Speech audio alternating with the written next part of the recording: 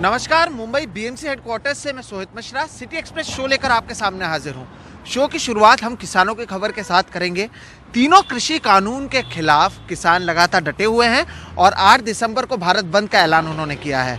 इस भारत बंद के ऐलान को अब कई संगठन जो है समर्थन करते हुए नजर आ रहे हैं।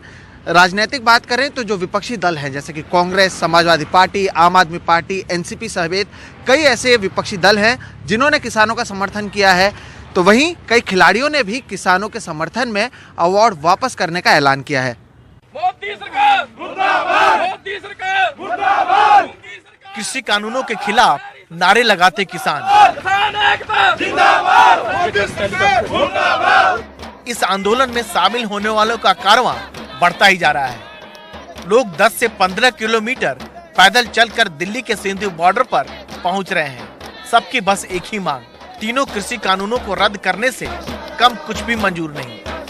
सरकार हमारे जो काले कानून बनाए वापस नहीं लेगी तो हमारा जो किसानों का संघर्ष है, देश के सभी राज्यों से किसान आ रहे हैं, सारे देश में एक ही लहर बन गई है और जो सभी किसान आ रहे हैं उनका आंदोलन इसी तरह चलता रहेगा।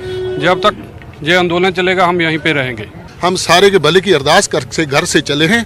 जितनी देर हम ये संघर्ष जीत के नहीं जाते हम वापस नहीं मुड़ेंगे। हम सारे का भला चाहते हैं। सरकार को पीछे झुकना पड़ेगा, हटना पड़ेगा। बिल्कुल झुकना पड़ेगा, ना झुकेगी तो हम झुका कर जाएंगे। जब तक वापस नहीं जाएंगे, जब तक हमारी जीत नहीं होगी। अभी तक सरकार के साथ किसानों की 5 दौर की बातचीत हो चुकी है, लेकिन सरकार कृषि कानून वापस लेने को तैयार नहीं दिख रही है। अलबत्ता लिखित में बस न्यूनतम समर्थन मूल्य की गारंटी देने को तैयार दिख रही है।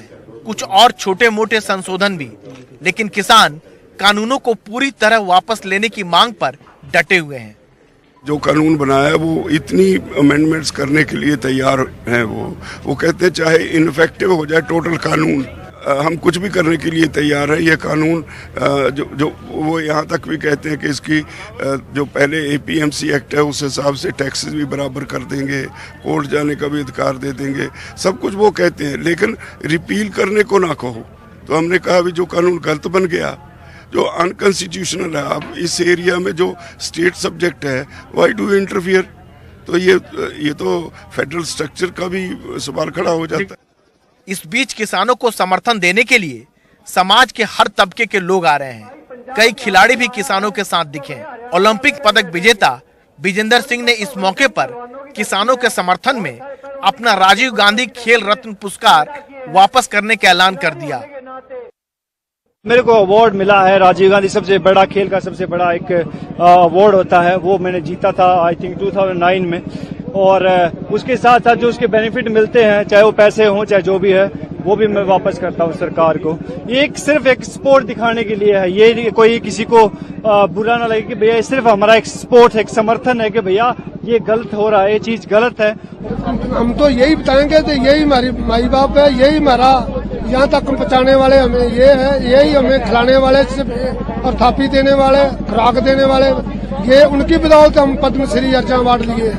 और उसको ये उसकी कोई आप रोजी रोटी पे टांग मारोगे, आप रोजी रोटी खोगे तो बहुत तकलीफ होती है। इसलिए हमारी बेनती है कि आप रहम करो। मेरे को लगता है कि इनको अपनी ईगो छोड़ के इनको मान जाना चाहिए और जो कानून बनाए उनको वापस ले लेना चाहिए। एक बार ही मिले थे, एक बार वापस कर दिए, वो अब उनकी इच्छा होगी क्या कर रहे हैं इनके अवार्ड्स का, क्योंकि हम तो इनको वापस ही करने जा रहे हैं। सिख योद्धा माने जाने वाले निहंग भी पंजाब से घोड़ों पर सवार होकर सिंधु बॉर्डर पहुंचे। कहा किसानों की हालत खराब है, सरकार ये कानून वापस ले। हमारी मांग जी किसानों का हक है जी, ਜਿਹੜਾ किसानों का हक वा ਜਿਹੜੇ ਕਾਲੇ ਕਾਨੂੰਨ ਰੱਦ ਕੀਤੇ ਜਾਣ, ਇਹ ਕਿਸਾਨਾਂ ਦੇ ਤੋਂ ਆਪਣੇ ਕਾਨੂੰਨ ਨਾ ਥੋਪੇ। किसान बेचारा पहला ही पिसदा आ रहा, इन्हू होर मजबूर ना किया जावे। उधर पंजाब से बाइकर्स का ग्रुप भी आया तो सेना से रिटायर हुए जवान भी। यहाँ पे मैं किसानों को सपोर्ट कर रहा हूँ, क्योंकि एक डेमोक्रेसी में अगर आप किसानों के लिए लॉ बना रहे हो, उनको कंसल्ट नहीं कर रहे, दैट इज रॉन्ग। ऊपर से आप उनको टेररिस्ट लेबल कर रहे हो। तो यहाँ पे हमें लग रहा है कि सबको आगे, यूथ को आगे आके अपने आप को डिफेंड करना चाहिए। पंजाब का किसान हरियाणा से निकल के दिल्ली में आकर अपनी राजधानी में अपना दुख रोना चाहता था देश के प्रधानमंत्री और भारत सरकार के आगे, लेकिन हरियाणा गवर्नमेंट ने केंद्र सरकार की चापलूसी करते हुए एक अणमनुखी कार्य किया है, जो पंजाब के किसानों के ऊपर तशद्दुद किया, हमारे बुजुर्गों के ऊपर, हमारी माताओं के ऊपर, बहनों बच्चों के ऊपर, ये बहुत शर्मनाक कार्य है। ये इसका खमियाजा इनको भुगतना पड़ेगा। 9 दिसंबर को अब अगले दौर की बातचीत होगी, लेकिन उससे ठीक एक दिन पहले किसानों ने भारत बंद का ऐलान कर दिया है। समाज के कई वर्ग भारत बंद में किसानों का साथ देने के लिए आगे आने का ऐलान कर रहे हैं। साफ है, दिन बढ़ने के साथ सरकार की मुश्किलें भी बढ़ रही है। जैसे जैसे वक्त बीत रहा है, देश में किसानों का समर्थन और आंदोलन कर रहे किसानों का जोश भी बढ़ता जा रहा है और सरकार की चिंता भी। हालांकि इस मुद्दे का जल्द समाधान किसानों, सरकार और देश के हित में होगा। दिल्ली के सिंधु बॉर्डर से कैमरामैन सचिन के साथ राजीव रंजन, एनडीटीवी इंडिया। तो वहीं सिटी एक्सप्रेस में फिलहाल वक्त है एक ब्रेक का।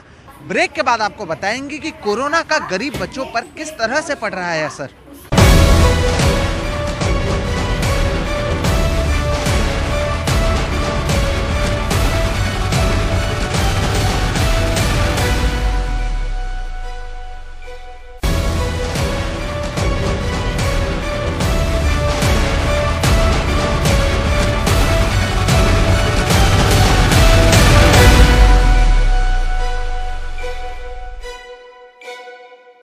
मुंबई के मानखुर्द इलाके में कई झुग्गी झोपड़ियां हैं जहां पर कंपनी से मिलने वाले चंदे से वहां पर पढ़ने वाले गरीब बच्चों के लिए मुफ्त में स्टडी सेंटर चलाया जाता था, जहां पर वो बच्चे पढ़ते थे। लेकिन कोरोना के बाद से ये फंड आना बंद हो गया, लिहाजा इलाके में मौजूद 5 में से 3 स्टडी सेंटर बंद हो गए। जो 2 सेंटर चल रहे हैं वहां पर भी शिक्षक मुफ्त में बच्चों को पढ़ा रहे हैं। देखिए रिपोर्ट। मुंबई के मानखुर्द इलाके में स्थित महाराष्ट्र नगर में फिलहाल कक्षा 7 के बच्चे स्टडी सेंटर में पढ़ाई कर रहे हैं। कोरोना के बाद से यूं तो पढ़ाई ऑनलाइन हो चुकी है, लेकिन इन इलाकों में रहने वाले लोगों के आर्थिक हालात इतने अच्छे नहीं हैं कि सभी लोग स्मार्टफोन खरीद पाएं। ऐसे में उन्हें इस तरह सोशल डिस्टेंसिंग का ध्यान रखते हुए पढ़ाया जा रहा है। कुछ बच्चे अंदर क्लास में पढ़ रहे हैं और कुछ बाहर इंतजार कर रहे हैं कि कब अंदर पढ़ रहे बच्चों की पढ़ाई खत्म हो और वो अपनी पढ़ाई शुरू कर सके। पिछले 6 साल में इस इलाके में इस तरह के 5 स्टडी सेंटर चलाए जा रहे थे, लेकिन कोरोना की वजह से 5 में से 3 सेंटर बंद हो गए। 2 सेंटर में शिक्षक बिना वेतन पढ़ा रहे हैं। इसी इलाके में पढ़ लिख कर टीचर बन चुकी शहनाज को पढ़ाई की अहमियत पता है और शायद इसलिए बिना पैसे भी वो इन छात्रों को मुफ्त में पढ़ा रही हैं। अगर हम लोग मतलब एजुकेशन हासिल किए तो ये नहीं कि सिर्फ हम लोग सैलरी बेस पे ही काम करेंगे।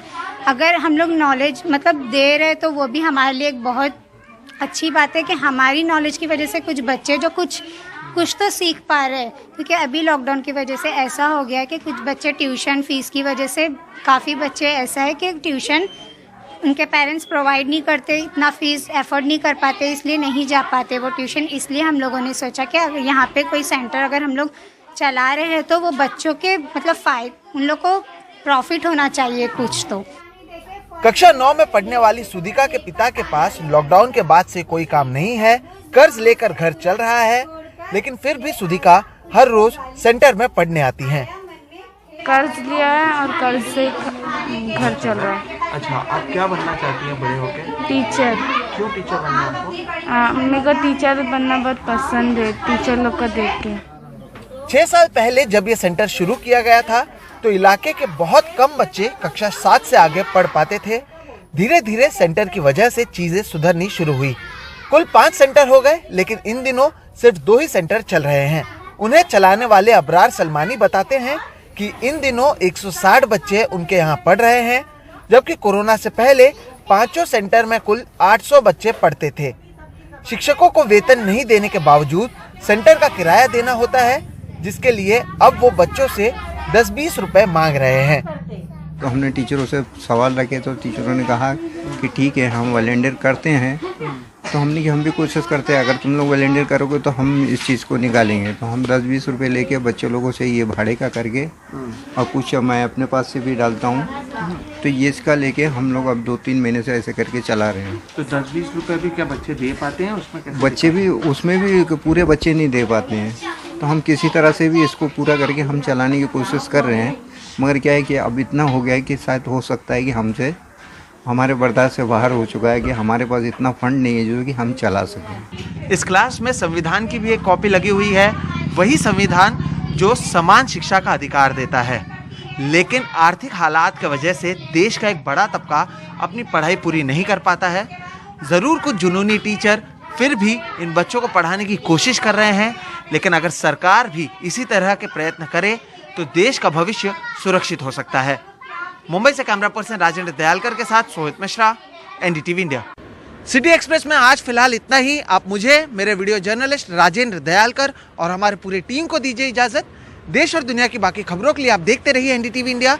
नमस्कार।